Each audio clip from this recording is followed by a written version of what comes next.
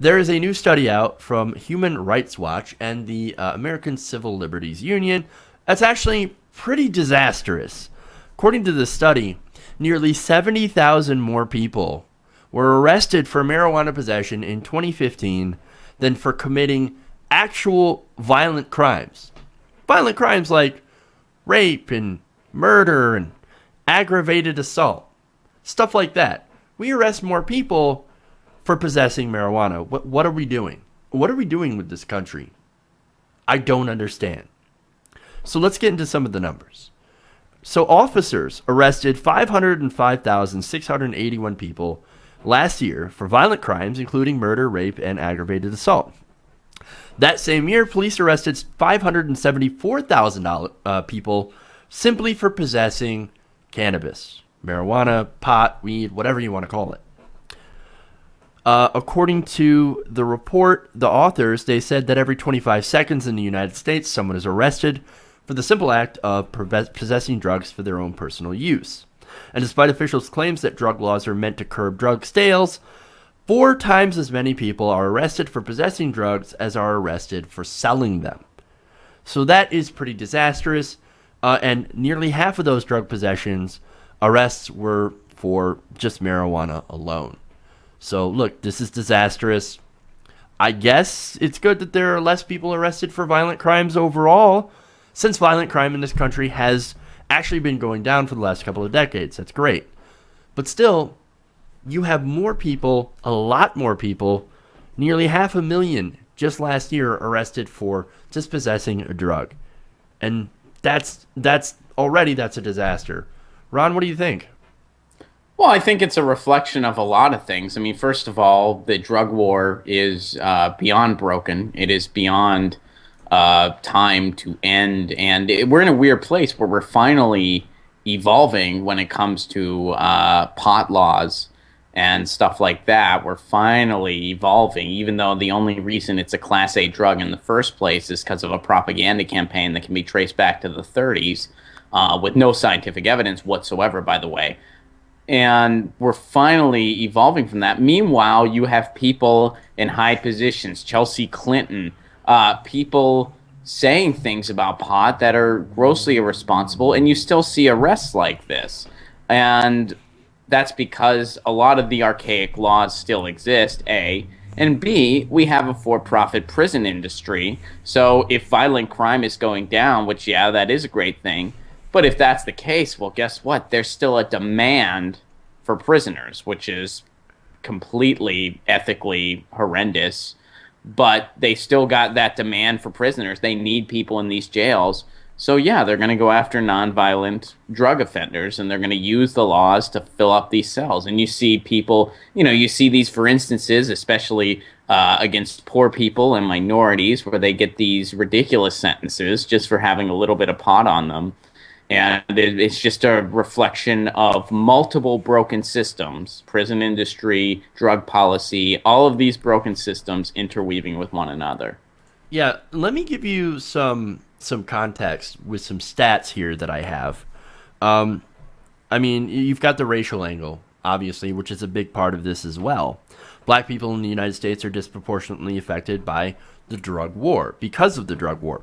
The report found that even though African Americans do drugs at a rate similar to everyone else, and even less than I think everyone else, black adults were 2.5 times more likely to be arrested simply for possessing drugs.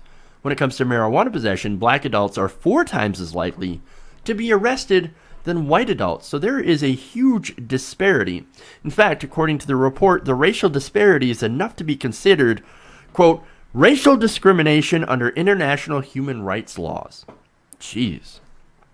And then, of course, to add on to the private prison thing, yeah, you've got prison contracts in a lot of states that mandate that certain numbers of beds be filled by prisoners.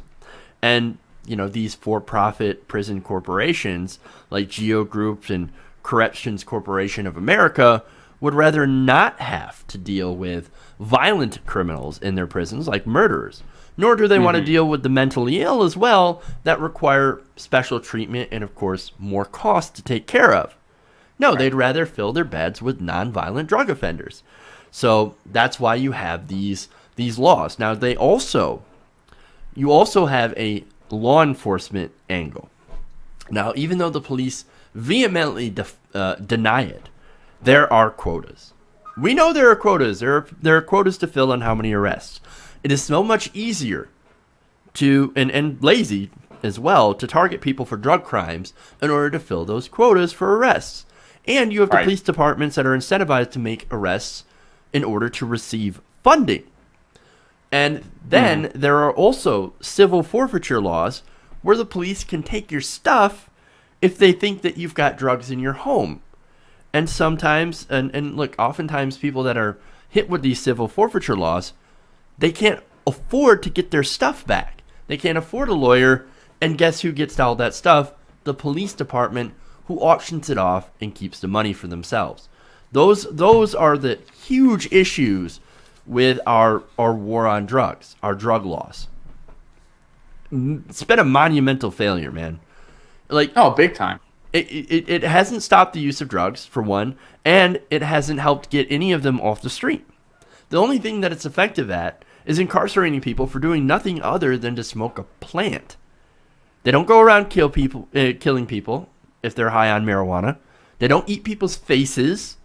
Instead, the thing that they'll eat, they'll probably order a pizza, they'll go to Taco Bell. And that's it. Yeah, Stereotypes it's good aside. at putting innocent people in jail, and it's good at making ridiculous commercials that we have fun laughing at for years. You remember those Dare commercials when we were growing up? This is your brain. This is Oh, your brain yeah. on drugs. So ridiculous. But no, And just- that's my brain is not an egg. Thank you.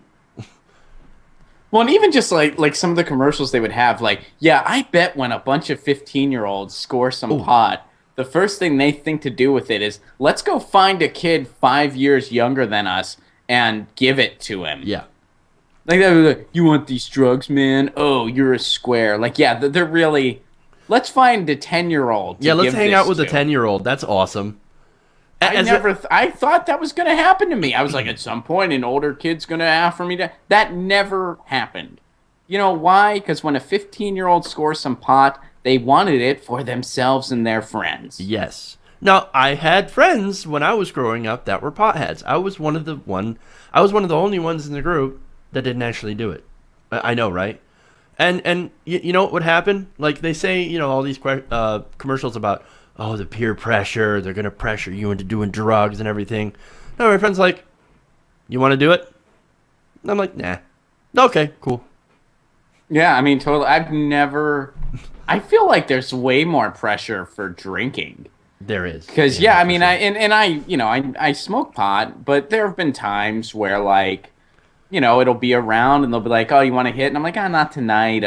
You know, I don't like doing it if I'm driving at night. Yeah, makes sense. Because I just, you know, like just at night, I don't want to do that. So if I'm out and I have to drive, especially here in Los Angeles, I mean, there's been tons of times where it's around, but I'm like, you know what? No, thanks. I have to drive. And that's totally cool. But I mean, I feel like I've been more pressured to like have a beer after a show or whatever else. I feel like there's so much more pressure. Oh yeah. For that, like, oh come on, man, just one shot. Like I feel like that's so. Whereas like pot, it's just like, you want to hit? No, cool, and they just pass it to the next person. Yeah. No, I remember a senior party that I was at when I was in high school. Was it a LAN party? No, this was not. This was not a LAN party. I had a friend that dragged me to the senior party, and you know there was a guy there that was just like, beer, okay, beer, okay, another one, beer. I'm just like getting free beer the whole night. I'm like, okay, I guess I'll take it. You had to be supposed to dragged be a your party, senior right? You didn't want to go. I didn't want to go. No, I'm Why? not. I'm party averse. Like, the only parties that I really like are experience parties. Which you have You're no gonna have to tell me idea what what that they is. are. Where you get together and get experience points together to level your character. Oh, this is another video game thing. Yes, it is. Yeah, all right. Yes, it Okay, is. once again, I didn't know if that was like hip lingo for like a rave or something. But I was like, I am knowing not. Jeff, that's probably not his speed. I am not. Okay, it's I am another not video cool game enough to thing do that I that. know nothing about. I'm not cool enough to do stuff like that. I'm a complete dork. No, Yeah. hey, man, it's just You get whatever's to know for you, me, man. you know that Nothing to about do me. with being cool. But yeah, no, but you're right about the whole pressure thing is in the ridiculousness in this anti marijuana propaganda, which makes no sense. The reefer madness and the Oh, yeah. look, I'm not saying that it should be okay for kids to do it. None of us are saying that. No pot proponents are saying that kids should be able to get access to it. What we're saying is that you should stop throwing people in prison for doing it because they don't harm anybody else. I mean, the most harm that they do is to a cheeseburger. It's insane. I mean, what I would we're go a doing. step further, but just to say, like, I mean, you're not like saying, oh, everyone should have pot, but you are saying No. there's actually some benefits to this. There's some medical benefits. Even if you there's some don't, helpful things. If you're going to use it responsibly, there's not really any harm in it. There's no evidence that it's physically addictive at all. Yeah. We have no evidence of that. And it's safer than a lot of other substances that are legal and regulated. And the only reason it's a Class A drug is, again, because of maybe the most successful propaganda campaign in the contemporary United States. It's time to break free of that mindset because it's just archaic and rooted in lies. and look, even if you disagree, with some of the science or whatever on the health benefits, well, look at it this way: you're also having the benefit of not throwing people in prison for doing something that doesn't harm anyone else. I mean, like Right. you could look at it. That's why the libertarians are in favor of that because they're like, well, it doesn't hurt anybody. That's why conservatives should be in favor of legalizing marijuana. Well, it doesn't hurt anybody else. It's none of my business. So I don't understand. I mean, I do, but I don't. The fierce opposition to marijuana, it has everything to do with the money and Yeah, nothing to do and- with science and facts. Yeah, and the people that are opposed to the science, because I know like there's still a lot that's out there because Sure. we're not able to use it to study. There's a lot of limitations on that and so forth Mm-hmm. because of that, nonsense designation that we have. Right. But there's no science on the other side. I mean, if you're gonna be like, well, it causes this, there's no science behind the propaganda that reefer madness pushed, behind the propaganda that the pharmaceutical industry pushed. There's no science whatsoever behind that. There's no evidence at all. Not even pseudoscience, really. I mean, just straight up made up stuff. It's And bullshit. these bogus commercials Yeah. that we now laugh at. We Rightly laugh so. at it, but the DEA doesn't change anything. It doesn't add up. And the head of the DEA, one more thing before you move on, the head of the DEA said that marijuana, she doesn't know if it's more dangerous than heroin, and that speaks right there to the whole propaganda campaign and just how effective it's been over the years.